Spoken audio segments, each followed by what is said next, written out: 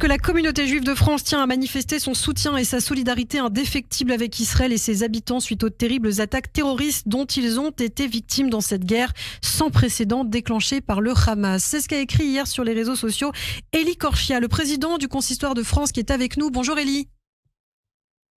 Bonjour Ilana. Merci beaucoup d'être avec nous. Alors justement, vous êtes en Israël actuellement, je crois. C'est un voyage de 2 jours qui vise justement à afficher votre solidarité avec l'État juif.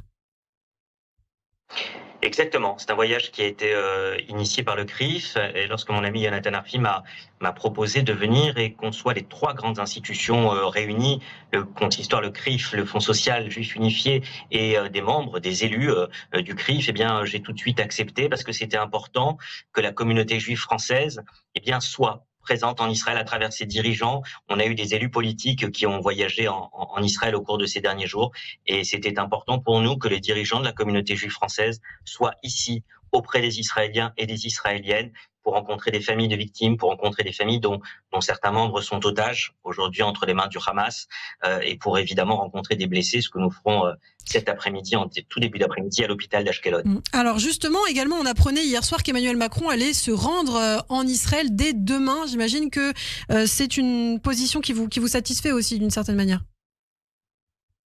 Oui, bien sûr, on l'attendait. On savait qu'Emmanuel Macron avait fait savoir qu'il viendrait en Israël. Il attendait le moment opportun, selon lui, pour se rendre ici. Ils ont fait savoir hier qu'il viendrait donc demain mardi. Je pense que c'est important. Joe Biden était là la semaine dernière. Le Premier ministre de la Grande-Bretagne était là. Le représentant évidemment de l'Allemagne était là aussi, Olaf Scholz. Donc c'était très important que le président français vienne. Et donc c'est une bonne chose qu'il puisse venir demain, sachant que Catherine Colonna était déjà venue il y a quelques jours et que, comme vous le savez, la présidente de l'Assemblée nationale, Yael Braun-Pivet, a aussi voyagé en Israël il y a 48 heures. Alors justement, Yael Braun-Pivet, la présidente de l'Assemblée nationale qui était en Israël, qui s'est montrée très émue, qui a réaffirmé le droit d'Israël à se défendre, mais qui a fait l'objet de critiques. Et justement, je souhaitais que vous réagissiez, Élie, ce matin. On a entendu le président du CRIF notamment s'indigner des propos de Jean-Luc Mélenchon. Madame Braun-Pivet campe à Tel Aviv pour encourager le massacre à Gaza. C'est ce qu'a déclaré Jean-Luc Mélenchon. Qu'est-ce que vous pensez de ces déclarations ? Vous savez, c'est une nouvelle fois une déclaration de LFI en l'occurrence de son président Jean-Luc Mélenchon, qui, je trouve, déshonore la classe politique française.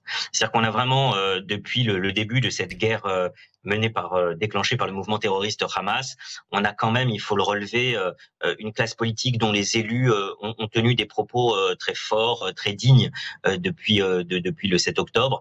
Et à plusieurs reprises, il y a déjà eu des débordements, des dérapages volontaires. Là, on n'est pas sur des dérapages incontrôlés de LFI. On a vu Daniel Obono, on a vu Mathilde Panot. Là, quand vous écoutez cette déclaration, il y a 2 choses qui choquent. D'abord, le mot camper. Elle campe à Tel Aviv.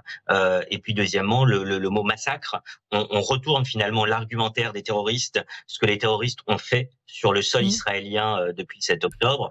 On essaie de retourner cela à l'encontre d'Israël. Et on met ça sur une présidente de l'Assemblée nationale qui a déclaré, dont les déclarations, il n'y avait rien à redire sur ces déclarations.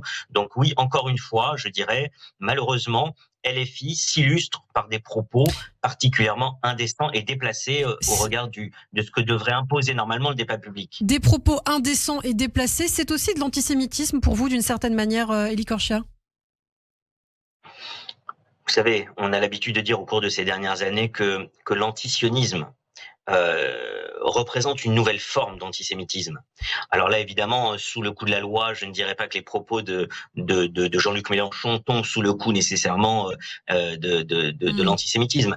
Mais il est évident, personne n'est dupe, on comprend très bien que ces propos tenus sous cette forme-là, évidemment, sont plus qu'une attitude à la rigueur contre Israël.